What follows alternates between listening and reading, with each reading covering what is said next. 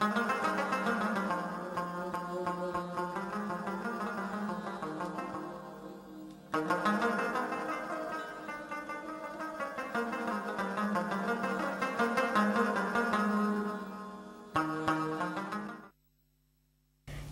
before September the 11th, 2 decades of war left Afghanistan impoverished and mired in suffering. Millions of refugees had fled the country. Only 1/3 of the nation's children attended school, and half of them suffered from malnutrition. CNN correspondent Kamal Haider has covered Afghanistan for 6 years. There was a woman in Helmand. We were covering the early days of the drought, which would be about 2-3 years ago. And she had a 4 or 5-month-old baby. Her stomach was bloated. She had had no food, no water. And I remember she literally begged us. She begged us to save her life. With the collapse of the Taliban government last year, humanitarian access immediately increased. Soon after, a long process of recovery and rehabilitation began. Today in Afghanistan, the lives of ordinary people remain precarious. Against a backdrop of uncertainty, there are 2 signs: signs of devastation and signs of hope.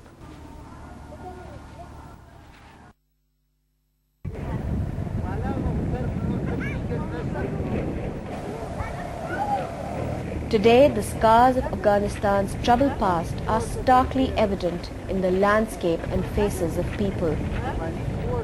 A devastating drought in its 4th year has collapsed Afghanistan's rural economy.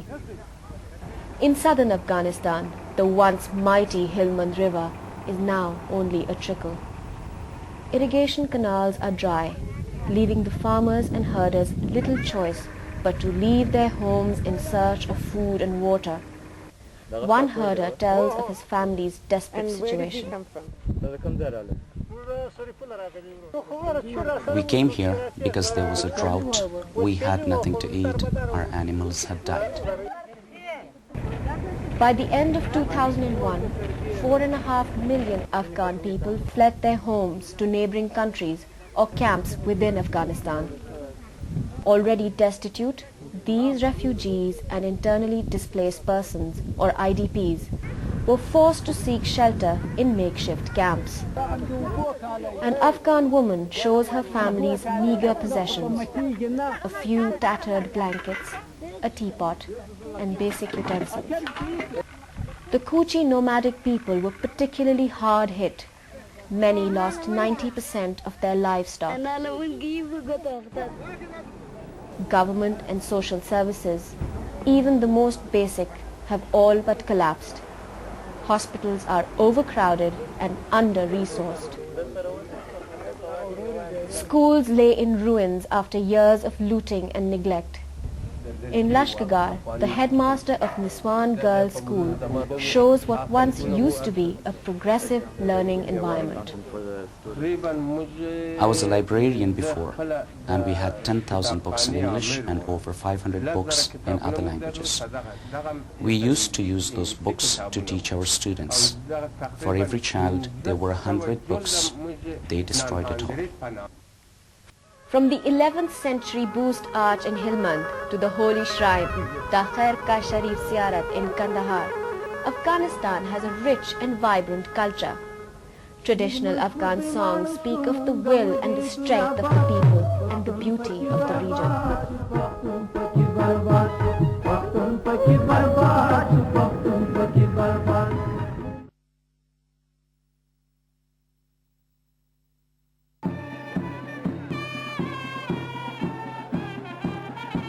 In June, a Loya Jirga or Grand Council selected Hamid Karzai as president. The challenges ahead are immense, but signs of hope for a more peaceful and stable Afghanistan are emerging.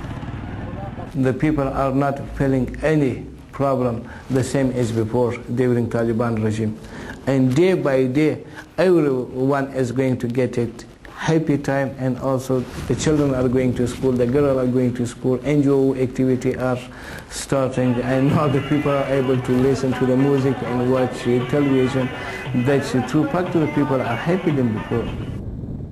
Mercy Corps is working with the people of Afghanistan to help improve their lives. Today, more than 1 million refugees and 500,000 IDPs have returned to their homes.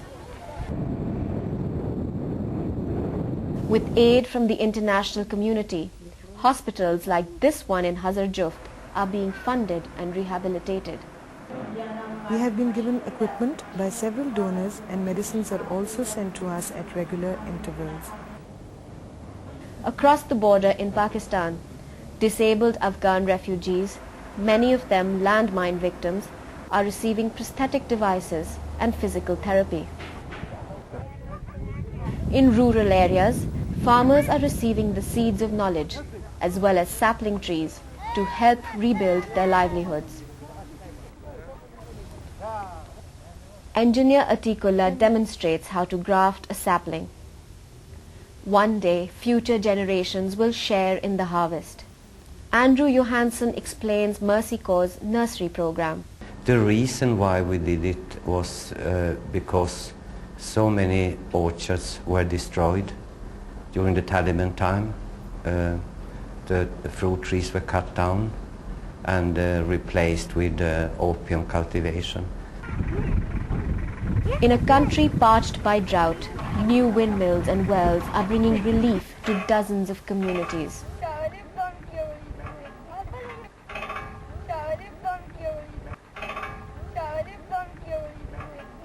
Memories of the Taliban are everywhere. But today, life for women in Afghanistan is changing. In the workplace, at school and at home. 1 year school, we had some problem because the ladies, they don't come to go outside. I now I start work with one office, and I work with male, female and male. They work together in this office. Politicians, parents and children all agree that education is the key to long-term recovery. The best sign of hope, I think, is that the parents themselves want to send their children to school. A lot of women in this country who know how it can be in Afghanistan, they don't have to accept the situation today. And if you know that, you have something to work towards, a goal, and that they have. And I am sure that Afghanistan people will not give up, never. Salma Bibi is an Afghan refugee. Her story is a familiar one here, marked by hardship and suffering. She highlights how outside assistance can help the Afghan people help themselves. Mercy Corps is like a lantern for us, and we are the oil. They give us the information. Everything we know is because of Mercy Corps. The ordinary people of Afghanistan, what they have endured, I think deserves respect. It deserves respect because they kept their sense of humor without food, amidst all this hatred and war and bloodshed. They kept their dignity. They refused to beg. They continued to work menial jobs. Professors were selling tomatoes. Hope is alive on the streets of Afghanistan. Music is playing, cinemas are opening, markets are full. But most of all, you hear this hope in the laughter of the future of Afghanistan.